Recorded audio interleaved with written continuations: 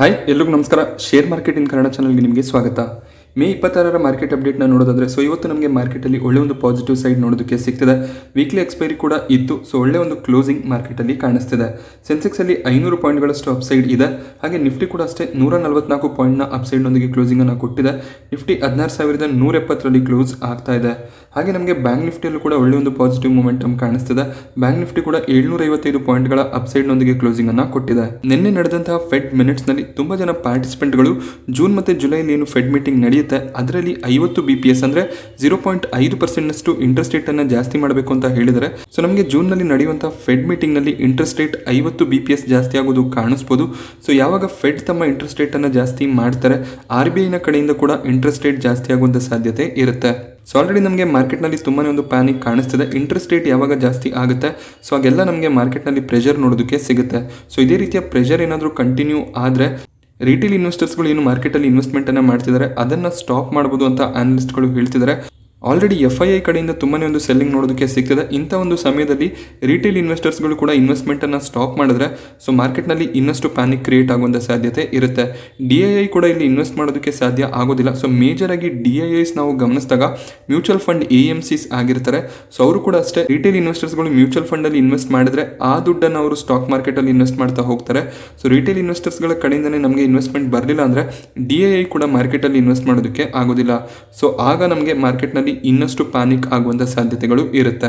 Market ಅಲ್ಲಿ ಇದೇ ರೀತಿ 1-2 ವರ್ಷ ರಿಟರ್ನ್ ಸಿಗದೇ ಇದ್ರೆ ತುಂಬಾ ಜನ ಫಿಕ್ಸೆಡ್ ಡೆಪಾಸಿಟ್ ಗಳತ್ತ ಮುಖ ಮಾಡ್ತಾರೆ. ಏನಕ್ಕೆಂದ್ರೆ ಈಗ ಇಂಟ್ರೆಸ್ಟ್ ರೇಟ್ಗಳು ಜಾಸ್ತಿ ಆಗ್ತಿದ್ದಾಗ ಫಿಕ್ಸೆಡ್ ಡೆಪಾಸಿಟ್ ಇಂಟ್ರೆಸ್ಟ್ ರೇಟ್ ಕೂಡ ಜಾಸ್ತಿ ಆಗುತ್ತೆ. ಅಲ್ಲೇ ಒಂದು ಒಳ್ಳೆ ರಿಟರ್ನ್ ಸಿಗೋದ್ರಿಂದ ಎಲ್ಲರೂ ಮಾರ್ಕೆಟ್ ಇಂದ ದುಡ್ಡನ್ನು ತೆಗೆದು FD ಗಳಲ್ಲಿ ಇನ್ವೆಸ್ಟ್ ಮಾಡುವಂತ ಸಾಧ್ಯತೆ ಇರುತ್ತೆ. ಬಟ್ ನೀವು ಆ ರೀತಿ ಮಾಡೋದಕ್ಕೆ ಹೋಗಬೇಡಿ. ಏನಕ್ಕೆಂದ್ರೆ ಈಕ್ವಿಟಿಯಲ್ಲಿ ಎಕ್ಸ್ಪೋಜರ್ ಇರಬೇಕಾಗುತ್ತೆ. ನೀವು ನಿಮ್ಮ ಇನ್ವೆಸ್ಟ್ಮೆಂಟ್ನ 40% ಅಮೌಂಟ್ನಾದ್ರೂ ಈಕ್ವಿಟಿಯಲ್ಲಿ ಇನ್ವೆಸ್ಟ್ ಮಾಡ್ತಾ ಹೋಗಬೇಕಾಗುತ್ತೆ. ಮ್ಯೂಚುವಲ್ ಫಂಡ್ ಆದರೂ ಕೂಡ ಅಷ್ಟೇ SIP ಅನ್ನು ಕಂಟಿನ್ಯೂ ಮಾಡ್ತಾ ಹೋಗಿ ಮಾರ್ಕೆಟಲ್ಲಿ ಬೌನ್ಸ್ ಬ್ಯಾಕ್ ಬಂದಾಗ ನಿಮ್ಮ ಪೋರ್ಟ್ಫೋಲಿಯೋ ಕೂಡ ಪಾಸಿಟಿವ್ ಆಗುತ್ತೆ. ಹಾಗೆ ನಿಫ್ಟಿಯ ಟಾಪ್ ಗೇನರ್ಸ್ ಮತ್ತು ಲೂಸರ್ಸ್ ಅನ್ನು ಇವತ್ತು ಗಮನಿಸಿದಾಗ ಮೆಟಲ್ ಸೆಕ್ಟರಲ್ಲಿ ಒಳ್ಳೆ ಒಂದು ಬೌನ್ಸ್ ಬ್ಯಾಕ್ ಇವತ್ತು ನೋಡೋದಕ್ಕೆ ಸಿಗ್ತದೆ. ಟಾಟಾ ಸ್ಟೀಲ್ ಮತ್ತು JSW ಸ್ಟೀಲ್ ಇವತ್ತು ಟಾಪ್ ಗೇನರ್ಸ್ ಆಗಿದ್ದಾರೆ. 4%ಗೂ ಹೆಚ್ಚಿನ ಒಂದು ಅಪ್ಸೈಡ್ 2 ಸ್ಟಾಕ್ಗಳಲ್ಲಿ ನೋಡೋದಕ್ಕೆ ಸಿಗ್ತದೆ. Apollo hospital, SBI, HDFC bank ಕೂಡ ಇವತ್ತು ಪಾಸಿಟಿವ್ ಆಗಿ ಕ್ಲೋಸ್ ಆಗಿದೆ. ಟಾಪ್ ಲೂಸರ್ಸ್ ನಾವು ಗಮನಿಸಿದಾಗ ITC ನೋಡೋದಕ್ಕೆ ಸಿಗ್ತದೆ. ಬಟ್ ITCಯನ್ನು ಟಾಪ್ ಲೂಸರ್ ಅಂತ ಕನ್ಸಿಡರ್ ಮಾಡೋದಕ್ಕೆ ಆಗೋದಿಲ್ಲ. ಏನಕ್ಕೆಂದರೆ ಇವತ್ತು ಎಕ್ಸ್ ಡಿವಿಡೆಂಡ್ ಡೇಟ್ ಇತ್ತು. ಅಮೌಂಟ್ ಅಡ್ಜಸ್ಟ್ಮೆಂಟ್ ಆಗಿದೆ. ₹6 ಡಿವಿಡೆಂಡನ್ನು ITC ಡಿಕ್ಲೇರ್ ಮಾಡಿದ್ರು. ಆ ಒಂದು ಕಾರಣದಿಂದ ₹6 ಡೌನ್ ಸೈಡಲ್ಲಿ ಇವತ್ತು ITC ಕ್ಲೋಸಿಂಗ್ ಅನ್ನು ಕೊಟ್ಟಿದೆ. UPL, DV ಸ್ಲ್ಯಾಬ್ ಅಲ್ಲಿ ಇವತ್ತು 2%ಗೂ ಹೆಚ್ಚಿನ ಒಂದು ಡೌನ್ ಸೈಡ್ ಕಾಣಿಸ್ತಿದೆ. DV ಸ್ಲ್ಯಾಬ್ ಕಂಟಿನ್ಯೂಸ್ ಆಗಿ 4ನೇ ದಿನ ಇವತ್ತು ನೆಗೆಟಿವ್ ಅಲ್ಲಿ ಕ್ಲೋಸ್ ಆಗ್ತಾ ಇದೆ. ಸನ್ ಫಾರ್ಮಾ ಮತ್ತು ರಿಲಯನ್ಸ್ ಕೂಡ 1% ಡೌನ್ ಸೈಡ್ ನೊಂದಿಗೆ ಕ್ಲೋಸಿಂಗ್ ಅನ್ನು ಕೊಟ್ಟಿದೆ. ಕೋಲ್ ಇಂಡಿಯಾ ತಮ್ಮ Q4 ರಿಸಲ್ಟ್ ಅನ್ನು ಡಿಕ್ಲೇರ್ ಮಾಡಿದೆ. ಒಳ್ಳೆ ಒಂದು ರಿಸಲ್ಟ್ ನಮಗೆ ಕೋಲ್ ಇಂಡಿಯಾ ಕಡೆಯಿಂದ ನೋಡೋದಕ್ಕೆ ಸಿಗ್ತದೆ. ಇವರ profit year on year 46% grow ಆಗಿದೆ. ಹಾಗೆ ಕ್ವಾರ್ಟರ್ ಆನ್ ಕ್ವಾರ್ಟರ್ ಕೂಡ ನಮಗೆ ಪ್ರಾಫಿಟ್ನಲ್ಲಿ 48% ಗ್ರೋತ್ ಕಾಣಿಸ್ತಿದೆ. ಈ ಕ್ವಾರ್ಟರ್ನಲ್ಲಿ ಕೋಲ್ ಇಂಡಿಯಾ 6,715 ಕೋಟಿ ಪ್ರಾಫಿಟ್ ಅನ್ನು ಡಿಕ್ಲೇರ್ ಮಾಡಿದ್ದಾರೆ. ಬ್ರೋಕರೇಜ್ಗಳು ತಮ್ಮ ಟಾರ್ಗೆಟ್ ಅನ್ನು ಕೂಡ ಕೊಟ್ಟಿದ್ದಾರೆ. ಸಿಟಿಯಲ್ಲಿ ನ್ಯೂಟ್ರಲ್ ರೇಟಿಂಗ್ ಅನ್ನು ಕೊಟ್ಟು 180ರ ಟಾರ್ಗೆಟ್ ಪ್ರೈಸ್ ಅನ್ನು ಫಿಕ್ಸ್ ಮಾಡ್ತಿದ್ದಾರೆ. ಬೋಫಾ ಇಲ್ಲಿ ಬೈ ರೇಟಿಂಗ್ ಅನ್ನು ಕೊಟ್ಟಿದ್ದಾರೆ. 218ರ ಟಾರ್ಗೆಟ್ ಅನ್ನು ಬೋಫಾ ಕೊಡ್ತಿದ್ದಾರೆ. ಕ್ರೆಡಿಟ್ ಸ್ಯೂಸ್ ಕೂಡ ಇಲ್ಲಿ ಬೈ ರೇಟಿಂಗ್ ಅನ್ನು ಕೊಡ್ತಿದ್ದಾರೆ. ಇವರು ಟಾರ್ಗೆಟ್ ಪ್ರೈಸ್ ಅನ್ನು ಕೂಡ ರೈಸ್ ಮಾಡಿದ್ದಾರೆ. 250ರ ಟಾರ್ಗೆಟ್ ಪ್ರೈಸ್ ಕ್ರೆಡಿಟ್ ಸ್ಯೂಸ್ ನ ಕಡೆಯಿಂದ ನೋಡೋದಕ್ಕೆ ಸಿಗ್ತದೆ. ಇದಕ್ಕೂ ಮುಂಚೆ ಇವರು ₹225 ಟಾರ್ಗೆಟ್ ಪ್ರೈಸ್ ಅನ್ನು ಫಿಕ್ಸ್ ಮಾಡಿದ್ರು. ಜೆಫ್ರೀಸ್ ಕೂಡ ನ್ಯೂಟ್ರಲ್ ರೇಟಿಂಗ್ ಅನ್ನು ಕೊಟ್ಟು 175ರ ಒಂದು ಟಾರ್ಗೆಟ್ ಪ್ರೈಸ್ ಅನ್ನು ಫಿಕ್ಸ್ ಮಾಡ್ತಿದ್ದಾರೆ. ಬಟ್ ಟಾರ್ಗೆಟ್ ರೈಸ್ ಆಗಿದೆ. ಇದಕ್ಕೂ ಮುಂಚೆ ಅವರು 160ರ ಟಾರ್ಗೆಟ್ ಪ್ರೈಸ್ ಅನ್ನು ಕೊಟ್ಟಿದ್ರು. ಈಗ ನಮಗೆ ಸ್ವಲ್ಪ ಟಾರ್ಗೆಟ್ ರೈಸ್ ಆಗ್ತಿರೋದು ಕಾಣಿಸ್ತಿದೆ. ಒಳ್ಳೆ ಒಂದು ಪ್ರಾಫಿಟ್ ಅನ್ನು ಕೂಡ ಕೋಲ್ ಇಂಡಿಯಾ ಮಾಡಿದ್ದಾರೆ.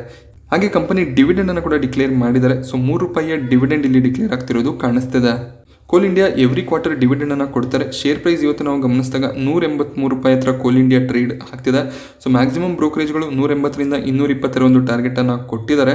ಇಲ್ಲಿ ಲಾಂಗ್ ಟರ್ಮ್ ಪರ್ಸ್ಪೆಕ್ಟಿವ್ ನ ಬಗ್ಗೆ ಯೋಚನೆ ಮಾಡಬೇಕಾಗುತ್ತೆ. ಏನಕ್ಕೆಂದ್ರೆ ಗೌರ್ಮೆಂಟ್ ಆಗಲಿ ಅಥವಾ ಬೇರೆ ಕಂಪನಿಗಳಾಗಲಿ ಸಸ್ಟೈನಬಿಲಿಟಿ, ಗ್ರೀನ್ ಎನರ್ಜಿ ಕಡೆ ಮೂವ್ ಆಗ್ತಿದ್ದಾರೆ. ಒಂದು ಕಾರಣದಿಂದ ಕೋಲ್ನ ಡಿಮ್ಯಾಂಡ್ ಕಮ್ಮಿ ಆಗುವಂತ ಸಾಧ್ಯತೆ ಇರುತ್ತೆ. ಸದ್ಯಕ್ಕಲ್ಲ, ಮುಂದಿನ 4-5 ವರ್ಷದಲ್ಲಿ ಕೋಲ್ನ ಡಿಮ್ಯಾಂಡ್ ಕಮ್ಮಿ ಆಗುತ್ತೆ. ಪವರ್ ಜನರೇಷನ್ ಅಲ್ಲಿ ನಮಗೆ green energy, wind energy, solar energy, ಇದೆಲ್ಲ ಬಳಕೆ ಆಗೋದ್ರಿಂದ ಕೋಲ್ನ ಡಿಮ್ಯಾಂಡ್ ಸ್ವಲ್ಪ ಕಮ್ಮಿ ಆಗುವಂತ ಸಾಧ್ಯತೆ ಇರುತ್ತೆ. ಹಾಗೆ ವೆಹಿಕಲ್ ಸೆಗ್ಮೆಂಟ್, ಟ್ರೈನ್ಗಳಲ್ಲಿ ಕೂಡ ನಾವು ಕನ್ಸಿಡರ್ ಮಾಡ್ಕೊಂಡಾಗ ಎಲೆಕ್ಟ್ರಿಫಿಕೇಶನ್ ಆಗುವಂತ ಸಾಧ್ಯತೆಗಳು ಇರುತ್ತೆ. ಕೋಲ್ನ ಡಿಮ್ಯಾಂಡ್ ಯಾವ ರೀತಿ ಇರುತ್ತೆ ಅದನ್ನು ಕೂಡ ಗಮನದಲ್ಲಿ ಇಟ್ಕೊಂಡು ಲಾಂಗ್ ಟರ್ಮ್ನ ಬಗ್ಗೆ ಯೋಚನೆ ಮಾಡಬೇಕಾಗುತ್ತೆ. ಟೊರೆಂಟ್ ಫಾರ್ಮಾದಲ್ಲಿ ಬೋರ್ಡ್ನ ಕಡೆಯಿಂದ ಬೋನಸ್ ಶೇರ್ ಇಶ್ಯೂಗೆ ಅಪ್ರೂವಲ್ ಸಿಕ್ಕಿದೆ. 1:1 ಬೋನಸ್ ಇಲ್ಲಿ ನಮಗೆ ನೋಡೋದಕ್ಕೆ ಸಿಗ್ತದೆ. ಸೊ ನಿಮ್ಮ ಬಳಿಯಲ್ಲಿ ಒಂದು ಟೊರೆಂಟ್ ಫಾರ್ಮಾದ ಶೇರ್ ಇದ್ರೆ ಇನ್ನೊಂದು ಬೋನಸ್ ಶೇರ್ ನಿಮಗೆ ಕ್ರೆಡಿಟ್ ಆಗುತ್ತೆ. ಹಾಗೆ ಕಂಪನಿ ಒಳ್ಳೆ ಒಂದು ಡಿವಿಡೆಂಡ್ ಅನ್ನು ಕೂಡ ಡಿಕ್ಲೇರ್ ಮಾಡಿದರೆ 23 ರೂಪಾಯಿಯ ಡಿವಿಡೆಂಡ್ ನಮಗೆ ಟೊರೆಂಟ್ ಫಾರ್ಮಾದಲ್ಲಿ ನೋಡೋದಕ್ಕೆ ಸಿಗ್ತದೆ. ಸೊ ಇಲ್ಲಿ 15 ರೂಪಾಯಿ ಸ್ಪೆಷಲ್ ಡಿವಿಡೆಂಡ್ ಆಗಿರುತ್ತೆ. ಸೊ 8 ರೂಪಾಯಿ ನಾರ್ಮಲ್ ಡಿವಿಡೆಂಡ್, ಅದರ ಜೊತೆಗೆ 15 ರೂಪಾಯಿ ಸ್ಪೆಷಲ್ ಡಿವಿಡೆಂಡ್ ಅನ್ನು ಕೂಡ ಇವರು ಡಿಕ್ಲೇರ್ ಮಾಡಿದ್ದಾರೆ. ಟೊರೆಂಟ್ ಫಾರ್ಮಾದಲ್ಲಿ 118 ಕೋಟಿ ಲಾಸ್ ಈ ಕ್ವಾರ್ಟರ್ ನಲ್ಲಿ ಡಿಕ್ಲೇರ್ ಆಗ್ತಿರೋದು ಕಾಣಿಸ್ತಿದೆ. ಕಳೆದ ವರ್ಷದ ಮಾರ್ಚ್ 2021ರ ಕ್ವಾರ್ಟರ್ ನಲ್ಲಿ ಇವರ ಪ್ರಾಫಿಟ್ 324 ಕೋಟಿ ಇತ್ತು. ಸೊ ಈ ಕ್ವಾರ್ಟರ್ ನಲ್ಲಿ ಇವರು ಲಾಸ್ ಅನ್ನ ಡಿಕ್ಲೇರ್ ಮಾಡಿದ್ದಾರೆ. ಸೊ ಆ ಲಾಸ್ ಅನ್ನ ಕವರ್ ಮಾಡೋದಕ್ಕೆ ಬೋನಸ್ ಮತ್ತೆ ಡಿವಿಡೆಂಡ್ ಅನ್ನು ಇಶ್ಯೂ ಮಾಡ್ತಿದ್ದಾರೆ. ಸೊ ಈ ಒಂದು ಲಾಸ್ಗೆ ಮೇಜರ್ ರೀಸನ್ ಏನು ಅಂದ್ರೆ US ನಲ್ಲಿ ಇವರ ಬಿಸ್ನೆಸ್ ಡಿಸ್ಕಂಟಿನ್ಯೂ ಆಗಿದೆ. ಸೊ ಆ ಒಂದು ಕಾರಣದಿಂದ ಕಂಪನಿ ಲಾಸ್ ಅನ್ನ ಮಾಡಿದ್ದಾರೆ. ಕ್ರೆಡಿಟ್ ಸ್ಯೂಸ್ ಇಲ್ಲಿ 3500 ಟಾರ್ಗೆಟ್ ಅನ್ನ ಕೊಟ್ಟು ಬೈ ರೇಟಿಂಗ್ ಅನ್ನ ಕೊಡ್ತಿದ್ದಾರೆ. ಜೆಫ್ರೀಸ್ ಇಲ್ಲಿ ಹೋಲ್ಡ್ ರೇಟಿಂಗ್ ಅನ್ನ ಕೊಡ್ತಿದ್ದಾರೆ. 2573 ಟಾರ್ಗೆಟ್ ಜೆಫ್ರೀಸ್ ನ ಕಡೆಯಿಂದ ನೋಡೋದಕ್ಕೆ ಸಿಗ್ತಿದೆ. ಹಾಗೆ CLSA ಕೂಡ ಬೈ ರೇಟಿಂಗ್ ಅನ್ನ ಮೇಂಟೈನ್ ಮಾಡಿದ್ದಾರೆ. 3550 ಟಾರ್ಗೆಟ್ ಪ್ರೈಸ್ ನಮಗೆ CLSA ಕಡೆಯಿಂದ ನೋಡೋದಕ್ಕೆ ಸಿಗ್ತಾ ಇದೆ. ಸೊ ಈಗ ನಮಗೆ ಟೊರೆಂಟ್ ಫಾರ್ಮಾ 2915ರಲ್ಲಿ ಟ್ರೇಡ್ ಆಗ್ತಿದೆ. ಇವತ್ತು ಒಂದೇ ದಿನ ನಮಗೆ 10% ನಷ್ಟು ಅಪ್ಸೈಡ್ ಟೊರೆಂಟ್ ಫಾರ್ಮಾದಲ್ಲಿ ನೋಡೋದಕ್ಕೆ ಸಿಗ್ತಿದೆ. ಸೊ ನಿನ್ನೆ ರಿಸಲ್ಟ್ ಬಂದಾಗ ತುಂಬಾ ಜನ ಅನ್ಕೊಂಡಿರ್ತಾರೆ ಸೊ ಕಂಪನಿ ಲಾಸ್ ಅನ್ನ ಮಾಡಿದೆ, ಶೇರ್ ಪ್ರೈಸ್ ಫಾಲ್ ಆಗ್ಬೋದು ಅಂತ. ಬಟ್ ಇಲ್ಲಿ ಮಾರ್ಕೆಟ್ ನಲ್ಲಿ ನಾವು ಯಾವ ರೀತಿ ಅನ್ಕೋತೀವೋ ಸೊ ಅದರ ಆಪೋಸಿಟ್ ಆಗುತ್ತೆ. ಸೊ ಅದೇ ಇಲ್ಲಿ ಟೊರೆಂಟ್ ಫಾರ್ಮಾದಲ್ಲೂ ಕೂಡ ನೋಡೋದಕ್ಕೆ ಸಿಗ್ತಿದೆ. ಸೊ ಓಪನಿಂಗ್ ಪ್ರೈಸ್ ಅನ್ನು ನೀವು ಗಮನಿಸಬಹುದು, 2800 ಕೆಳಗಡೆ ಓಪನ್ ಆಗಿದೆ. ಸೊ ತುಂಬಾ ಜನ ಅನ್ಕೋತಾರೆ ಸೊ ಇಲ್ಲಿಂದ ಕೆಳಗಡೆ ಹೋಗ್ಬೋದು, ಮಾರ್ಕೆಟ್ ಕೂಡ ವೀಕ್ ಇತ್ತು ಅಂತ. ಬಟ್ ಕ್ಲೋಸಿಂಗ್ ನಮಗೆ 10% ಅಪ್ಸೈಡ್ ಅಲ್ಲಿ ಆಗಿದೆ. ಸುಜ್ಲಾನ್ ಎನರ್ಜಿಯಲ್ಲೂ ಕೂಡ ನಮಗೆ 10% ನಷ್ಟು ಫಾಲ್ ನೋಡೋದಕ್ಕೆ ಸಿಗ್ತದೆ. ಸೊ ಕಂಪನಿಯ ಲಾಸಸ್ ಜಾಸ್ತಿ ಆಗ್ತಿದೆ. ಈ ಒಂದು ಕ್ವಾರ್ಟರ್ನಲ್ಲಿ ಅವರು 204 ಕೋಟಿ ಲಾಸ್ ಅನ್ನು ಡಿಕ್ಲೇರ್ ಮಾಡಿದ್ದಾರೆ. ಅದೇ ನಮಗೆ 2021ರ ಮಾರ್ಚ್ ಕ್ವಾರ್ಟರ್ನಲ್ಲಿ ಇವರ ಲಾಸಸ್ 57 ಕೋಟಿಯಷ್ಟು ಇತ್ತು. ಸೊ ಆಲ್ಮೋಸ್ಟ್ 4 ಟೈಮ್ ಲಾಸಸ್ ಜಾಸ್ತಿ ಆಗ್ತಿದೆ. ಸೊ ರಾ ಮೆಟೀರಿಯಲ್ ಪ್ರೈಸಸ್ ಜಾಸ್ತಿ ಆಗ್ತಿರೋದ್ರಿಂದ ಇವರ ಎಕ್ಸ್ಪೆನ್ಸಸ್ ಜಾಸ್ತಿ ಆಗ್ತಿದೆ. ಆ ಒಂದು ಕಾರಣದಿಂದ ನಮಗೆ ಲಾಸಸ್ ಕೂಡ ಜಾಸ್ತಿ ಆಗ್ತಿರೋದು ಕಾಣಿಸ್ತಿದೆ. ಮಾರ್ಕೆಟ್ನಲ್ಲಿ ಒಳ್ಳೆ ಒಂದು ಮೊಮೆಂಟಮ್ ಇದ್ದಾಗ ಸುಜ್ಲಾನ್ ಎನರ್ಜಿ ಆಗಿರ್ಬೋದು, ಊರ್ಜಾ ಗ್ಲೋಬಲ್ ಆಗಿರ್ಬೋದು, ಸೊ ಒಳ್ಳೆ ಒಂದು ಪಾಸಿಟಿವ್ ಮೊಮೆಂಟಮ್ ಅನ್ನು ಕೊಟ್ಟಿದ್ವು. ಬಟ್ ಈಗ ನಮಗೆ ಎಲ್ಲ ಶೇರ್ಗಳಲ್ಲೂ ಕೂಡ ಲೋವರ್ ಸರ್ಕ್ಯೂಟ್ಗಳು ನೋಡೋದಕ್ಕೆ ಸಿಗ್ತಿದೆ. ಒಳ್ಳೊಳ್ಳೆ ಸ್ಟಾಕ್ಗಳಲ್ಲಿ ನಮಗೆ ಪ್ಯಾನಿಕ್ ಇರೋದ್ರಿಂದ ಪೆನ್ನಿ ಸ್ಟಾಕ್ಗಳು ಕೂಡ ಇದೇ ರೀತಿಯ ಪರ್ಫಾರ್ಮೆನ್ಸ್ ಅನ್ನೇ ಕೊಡ್ತವೆ. ಹಾಗೆ IPOಗಳ ವಿಚಾರಕ್ಕೆ ಬಂದಾಗ ಪಾರಾದೀಪ್ ಫಾಸ್ಫೇಟ್ ನಾಳೆ ಮಾರ್ಕೆಟಲ್ಲಿ ಲಿಸ್ಟ್ ಆಗುತ್ತೆ.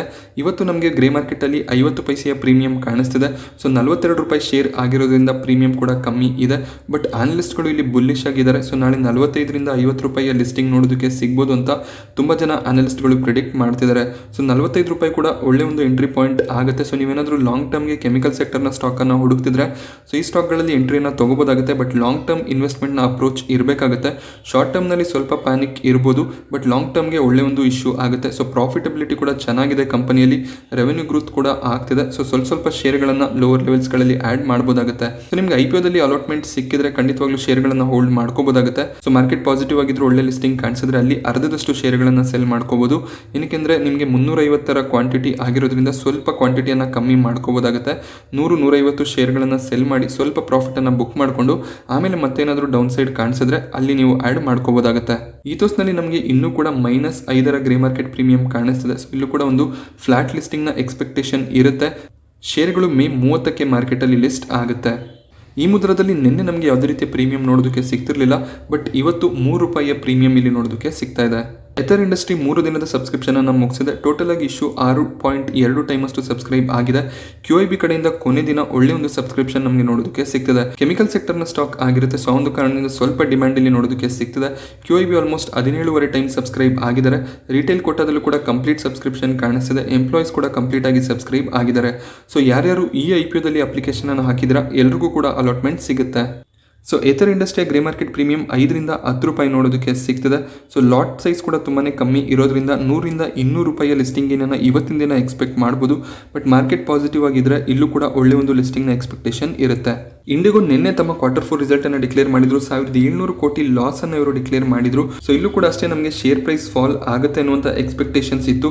ತುಂಬಾನೇ ಜಾಸ್ತಿ ಲಾಸಸ್ ಇಂಡಿಗೋ ಕಡೆಯಿಂದ ನೋಡೋದಕ್ಕೆ ಸಿಕ್ಕಿತ್ತು. ಫ್ಯೂಯಲ್ ಪ್ರೈಸ್ ಜಾಸ್ತಿ ಆಗಿದ್ರಿಂದ ಇವರ ಎಕ್ಸ್ಪೆನ್ಸಸ್ಗಳು ಕೂಡ ಜಾಸ್ತಿ ಆಗಿತ್ತು. ಸೊ ಒಂದು ಕಾರಣದಿಂದ ಲಾಸ್ ಕೂಡ ಜಾಸ್ತಿ ಆಗಿತ್ತು.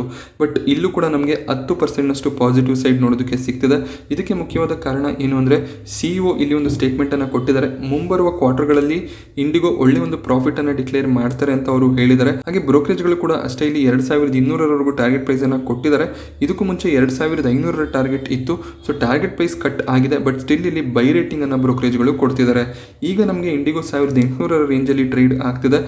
ಬ್ರೋಕರೇಜ್ಗಳು 2250 ಒಂದು ಟಾರ್ಗೆಟ್ ಪ್ರೈಸ್ ಅನ್ನ ಫಿಕ್ಸ್ ಮಾಡಿದ್ದಾರೆ. ಸೊ ಇಲ್ಲೂ ಕೂಡ ನೀವು ಪ್ರೈಸ್ ಅನ್ನ ಗಮನಿಸಬಹುದು. 1700 ಲೆವೆಲ್ ಅಲ್ಲಿ ಇಂಡಿಗೋ ಓಪನ್ ಆಯಿತು. ಸೊ ಎಲ್ಲರ ಎಕ್ಸ್ಪೆಕ್ಟೇಷನ್ ಏನಿರುತ್ತೆ ಅಂದ್ರೆ ಲಾಸಸ್ ಜಾಸ್ತಿ ಆಗ್ತಿದೆ, ಸೊ ಶೇರ್ ಪ್ರೈಸ್ ನಲ್ಲಿ ಫಾಲ್ ಬರುತ್ತೆ ಅಂತ. ಬಟ್ ನೀವು ಒಂದು ಸಡನ್ ಮೊಮೆಂಟಮ್ ಅನ್ನ ಗಮನಿಸಬಹುದು. ಸೊ ಕೇವಲ ರಿಟೇಲ್ ಇನ್ವೆಸ್ಟರ್ಸ್ಗಳು ಈ ರೀತಿ ಒಂದು ಇನ್ವೆಸ್ಟ್ಮೆಂಟ್ ಅನ್ನ ಮಾಡಿ ಪ್ರೈಸ್ ಅನ್ನ ಮೇಲೆ ತಗೊಂಡೋಗೋದಕ್ಕೆ ಸಾಧ್ಯನೇ ಇರೋದಿಲ್ಲ. ಕೋಲ್ಗೇಟ್ ಕೂಡ ತಮ್ಮ Q4 ರಿಸಲ್ಟ್ ಅನ್ನು ಡಿಕ್ಲೇರ್ ಮಾಡಿದ್ದಾರೆ. ಸೊ ಇವರ ಪ್ರಾಫಿಟ್ 324 ಕೋಟಿ ಈ ಒಂದು ಕ್ವಾರ್ಟರ್ನಲ್ಲಿ ನೋಡೋದಕ್ಕೆ ಸಿಗ್ತದೆ. ಅದೇ ಮಾರ್ಚ್ 2021 ಕ್ವಾರ್ಟರ್ನಲ್ಲಿ ಇವರು 314 ಕೋಟಿ ಪ್ರಾಫಿಟ್ ಅನ್ನು ಡಿಕ್ಲೇರ್ ಮಾಡಿದ್ರು. ಸೊ ಒಂದು ಫ್ಲಾಟ್ ರಿಸಲ್ಟ್ ನಮಗೆ ಕೋಲ್ಗೇಟ್ ಪಾಲ್ಮೋಲಿವ್ ಕಡೆಯಿಂದ ನೋಡೋದಕ್ಕೆ ಸಿಗ್ತದೆ. ಹಾಗೆ ಇವರ ರೆವೆನ್ಯೂ ಕೂಡ 1.5% ಗ್ರೋ ಆಗಿದೆ. ಶೇರ್ ಪ್ರೈಸ್ ಇವತ್ತು ಗಮನಿಸಿದಾಗ 2.5% ಅಪ್ಸೈಡ್ ಅಲ್ಲಿ ಕೋಲ್ಗೇಟ್ ಕ್ಲೋಸಿಂಗ್ ಅನ್ನ ಕೊಟ್ಟಿದೆ. ಸೊ ಇದು ಕೂಡ ಒಳ್ಳೆ ಒಂದು ರಿಸಲ್ಟ್ ಅಂತ ಹೇಳಬೇಕು, ಯಾಕಂದ್ರೆ ರಾ ಮೆಟೀರಿಯಲ್ ಪ್ರೈಸಸ್ ಕೂಡ ಜಾಸ್ತಿ ಆಗ್ತಿದೆ. ಸೊ ಸ್ಟಿಲ್ ಕಂಪನಿ ಒಳ್ಳೆ ಒಂದು ಪ್ರಾಫಿಟ್ ಅನ್ನು ಡಿಕ್ಲೇರ್ ಮಾಡಿದ್ದಾರೆ. GMM ಫಿಫಾಡ್ಲರ್ ಕೂಡ ಬೋನಸ್ ಅನ್ನು ಇಶ್ಯೂ ಮಾಡಿದ್ದಾರೆ. ಸೊ ಇಲ್ಲಿ 1:2 ಬೋನಸ್ ನಮಗೆ ನೋಡೋದಕ್ಕೆ ಸಿಗ್ತಿದೆ. ಹಾಗೆ ರೆಕಾರ್ಡ್ ಡೇಟ್ ಅನ್ನು ಕೂಡ ಕಂಪನಿ ಫಿಕ್ಸ್ ಮಾಡಿದ್ದಾರೆ. ನಿಮ್ಮ ಬಳಿಯಲ್ಲಿ GMM ಫಿಫಾಡ್ಲರ್ ನ ಒಂದು ಶೇರ್ ಇದ್ರೆ ನಿಮಗೆ 2 ಶೇರ್ಗಳು ಬೋನಸ್ ಆಗಿ ಸಿಗುತ್ತೆ. ರೆಕಾರ್ಡ್ ಡೇಟ್ ನಿಮಗೆ ಜುಲೈ 12 ಆಗಿರುತ್ತೆ. ಸೊ ಜುಲೈ 10 ಒಳಗೆ ಶೇರ್ಗಳನ್ನ ಬೈ ಮಾಡ್ಕೋಬೇಕು. ಅಕಸ್ಮಾತ್ ಶೇರ್ಗಳನ್ನ ಹೋಲ್ಡ್ ಮಾಡ್ತಿದ್ರೆ ಅಂದ್ರೆ ಜುಲೈ 12 ವರೆಗೂ ಡಿಮ್ಯಾಟ್ ಅಲ್ಲಿ ಶೇರ್ಗಳು ಇರಬೇಕಾಗುತ್ತೆ. ಆಗ ನಿಮಗೆ ಬೋನಸ್ ಶೇರ್ಗಳು ಕ್ರೆಡಿಟ್ ಆಗುತ್ತೆ. ಹಾಗೆ ಕಂಪನಿ ₹3 ಡಿವಿಡೆಂಡ್ ಅನ್ನು ಕೂಡ ಡಿಕ್ಲೇರ್ ಮಾಡಿದ್ದಾರೆ. ಸೊ ಈ ಬೋನಸ್ ಶೇರ್ಗಳು ಏನಿದೆ ಜುಲೈ 23 ಒಳಗಾಗಿ ನಿಮ್ಮ ಡಿಮ್ಯಾಟ್ ಅಲ್ಲಿ ಕ್ರೆಡಿಟ್ ಆಗುತ್ತೆ. ಸೊ ಡಿವಿಡೆಂಡ್ ಮತ್ತೆ ಬೋನಸ್ ಇಶ್ಯೂಗೆ ಶೇರ್ ಹೋಲ್ಡರ್ಸ್ ಗಳ ಅಪ್ರೂವಲ್ ಬೇಕಾಗುತ್ತೆ. ಸೊ ಈ ರೀತಿಯ ಕಾರ್ಪೊರೇಟ್ ಆಕ್ಷನ್ಗಳು ಇದ್ದಾಗ ಖಂಡಿತವಾಗ್ಲೂ ಶೇರ್ ಹೋಲ್ಡರ್ಸ್ ಗಳ ಕಡೆಯಿಂದ ಅಪ್ರೂವಲ್ ಬರುತ್ತೆ. ಇವತ್ತು ಶೇರ್ ಪ್ರೈಸ್ನಲ್ಲಿ 4%ಗೂ ಹೆಚ್ಚಿನ ಒಂದು ಕರೆಕ್ಷನ್ ನೋಡೋದಕ್ಕೆ ಸಿಗ್ತದೆ. ಬೋನಸ್ ಇಶ್ಯೂ ನ್ಯೂಸ್ ಇದ್ರೂ ಕೂಡ ಶೇರ್ ಡೌನ್ ಸೈಡ್ ಅಲ್ಲಿ ಕ್ಲೋಸಿಂಗ್ ಅನ್ನ ಕೊಟ್ಟಿದೆ.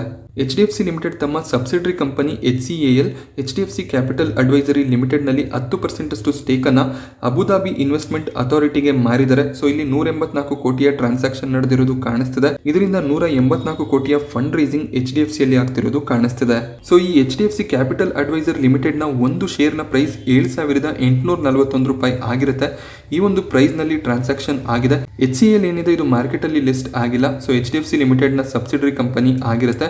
ಇದೊಂದು ಅನ್ಲಿಸ್ಟೆಡ್ ಕಂಪನಿ ಆಗಿದೆ. ಇಂಡಲ್ಕೋ ತಮ್ಮ Q4 ರಿಸಲ್ಟ್ ಅನ್ನು ಡಿಕ್ಲೇರ್ ಮಾಡಿದರೆ ಒಳ್ಳೆ ಒಂದು ರಿಸಲ್ಟ್ ನಮಗೆ ಇಂಡಲ್ಕೋ ಕಡೆಯಿಂದ ನೋಡೋದಕ್ಕೆ ಸಿಗ್ತದೆ. 3851 ಕೋಟಿ ಪ್ರಾಫಿಟ್ ಅನ್ನು ಇಂಡಲ್ಕೋ ಡಿಕ್ಲೇರ್ ಮಾಡಿದ್ದಾರೆ. ಸೊ ಇದು ಇವರ ಬೆಸ್ಟ್ ಕ್ವಾರ್ಟರ್ಲಿ ರಿಸಲ್ಟ್ ಆಗಿದೆ.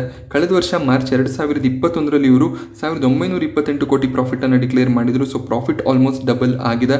ಹಾಗೆ ರೆವೆನ್ಯೂ ಕೂಡ 38% ಗ್ರೋ ಆಗಿದೆ. ಇಂಡಲ್ಕೋ ಶೇರ್ ಪ್ರೈಸ್ ನಲ್ಲಿ ತುಂಬಾನೇ ಪ್ಯಾನಿಕ್ ಇತ್ತು. ₹600 ಹೈಯಿಂದ ತುಂಬಾನೇ ಕರೆಕ್ಷನ್ ಇಂಡಲ್ಕೋದಲ್ಲಿ ನೋಡೋದಕ್ಕೆ ಸಿಕ್ಕಿತ್ತು. ಬಟ್ ಒಳ್ಳೆ ಒಂದು ರಿಸಲ್ಟ್ ನಮಗೆ ಇಂಡಲ್ಕೋ ಕಂಪನಿ ಕಡೆಯಿಂದ ನೋಡೋದಕ್ಕೆ ಸಿಕ್ಕಿದೆ. ಇವತ್ತು 2.75% ಅಪ್ಸೈಡ್ ಇಂಡಲ್ಕೋನಲ್ಲಿ ನೋಡೋದಕ್ಕೆ ಸಿಗ್ತದೆ. ಇಂಡಲ್ಕೋ ಶೇರ್ಗಳನ್ನು ನೀವು ಹೋಲ್ಡ್ ಮಾಡ್ತಿದ್ರೆ ಅಂದರೆ ಖಂಡಿತವಾಗ್ಲೂ ಲಾಂಗ್ ಟರ್ಮ್ಗೆ ಈ ಕಂಪನಿಯನ್ನು ಹೋಲ್ಡ್ ಮಾಡ್ಕೋಬೋದಾಗುತ್ತೆ. ಮುಂದೆ ಎಲೆಕ್ಟ್ರಿಕ್ ವೆಹಿಕಲ್ ಸೆಗ್ಮೆಂಟ್ನಲ್ಲೂ ಕೂಡ ಇವರು ಒಂದು ಇಂಪಾರ್ಟೆಂಟ್ ಪಾರ್ಟನ್ನು ಪ್ಲೇ ಮಾಡ್ತಾರೆ. ಸೊ ಇವತ್ತು ನಾನು ನಿಮಗೆ ಶೇರ್ ಮಾರ್ಕೆಟ್ನ ಬಗ್ಗೆ ಕೊಟ್ಟಂಥ ಇನ್ಫಾರ್ಮೇಷನ್ ಇಷ್ಟ ಆದರೆ ವಿಡಿಯೋನ ಲೈಕ್ ಮಾಡಿ. ಹಾಗೆ ಇದೇ ರೀತಿಯ ಮಾರ್ಕೆಟ್ ಅಪ್ಡೇಟ್ಸ್ಗಳಿಗೋಸ್ಕರ ಚಾನಲ್ನ ಸಬ್ಸ್ಕ್ರೈಬ್ ಮಾಡೋದು ಮರಿಬೇಡಿ. Thank you friends.